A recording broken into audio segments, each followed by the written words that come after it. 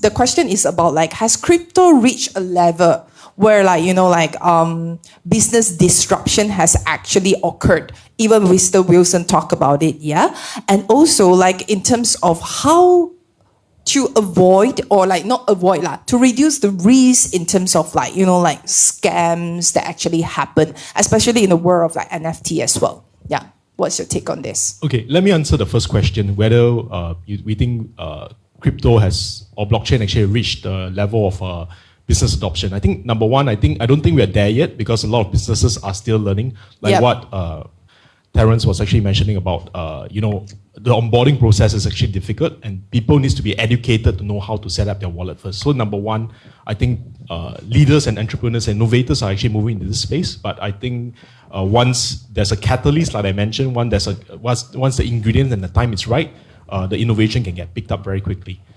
On the second question, which is with regards to how to actually identify Ponzi's and scams, I think as with all companies, I mean, whether you're looking at cryptocurrency or even companies, because we come from a background from value investing where we really need to understand the principles of investing. So whether you're investing in companies or cryptocurrency, you need to go down to the three principles. And one of the three principles that we apply is called the 3M. You need to look at the management. This company or this blockchain or this project, who is the management that's running it? Are they docs? Do they show their face? What is their track record? Okay, same thing. If a company or individual or developer come and launch a project, they don't show their face, they have no track record, or worse still, they have a track record of creating scams, Ponzi's, or even doing rug pulls from the community, then please stay away from that. So number one is management, the first M. The second M is model, business model. Okay, what is the business model? If they say they are giving you a 20% yield annual basis, let's say like Luna or Terra and stuff, they need to understand how are they paying you the 20%? Who is actually paying the actual 20%? So you need to understand the business model, whether is it sustainable. So when you look at that and you see that, oh yeah, actually there is a secondary market for it, they're actually generating profits from working with partners and stuff, like through advertising and stuff, then you know that it's sustainable. So that's the second one. Model is very important, the business model. The last M is actually moat. What is their economic moat? What's their competitive advantage or USP? If there are so many blockchain projects out there are so many cryptocurrencies out there, and anybody can actually, as long as you have some technical know-how, you can actually launch your own cryptocurrency. I can today launch my own coin called the Zech David coin, right? Then I ask you to buy my Zech David coin. But if there is no competitive advantage and there's no utility, right? Why would somebody buy my coin, right? So the third point is very important, is actually the moat.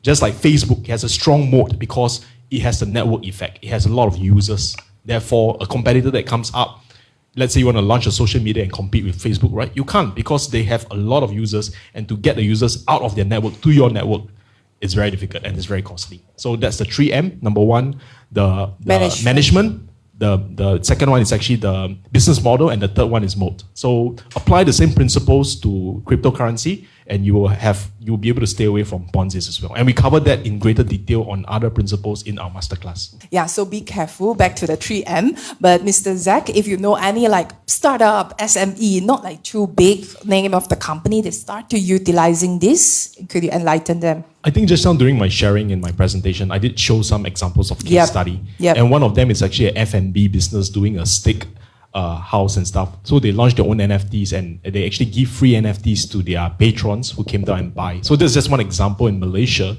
and I'm sure there are many other examples in Malaysia itself where even small companies and startups can already use NFTs to as a membership and stuff. And like Wilson himself is also using NFTs to help businesses, like small businesses and startups, to do that. So I think in the NFT space, it's I mean, while regulation is coming, but the details are not out yet. So I think it's free play. And for pioneers as well as for the governments to actually engage the leaders and pioneers to determine what will be for the future. Because you need to understand from the government perspective, they also want to promote regulation, but at the same time, they want to protect retail investors from dabbling in risky cryptocurrency like scams and Ponzi. So if you are a legitimate business providing a good use case and providing value to your customers, I don't see why the government will clamp down on that.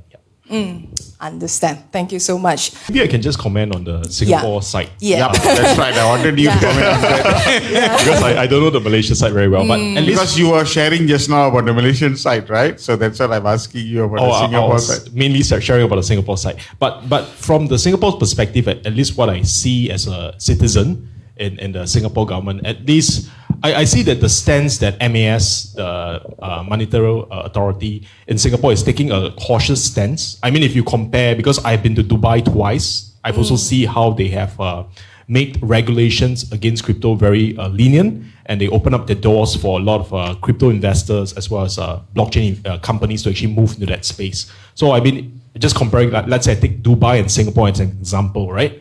Dubai is actually really open into the innovation. They have opened their arms, with COVID and stuff, even opened the doors to a lot of people and companies, and a lot of companies have actually moved to Dubai because the innovation, the government's actually promoting blockchain companies to set up shop there. So there's very little regulation, or at least they reduce the regulation to allow the promotion of innovations.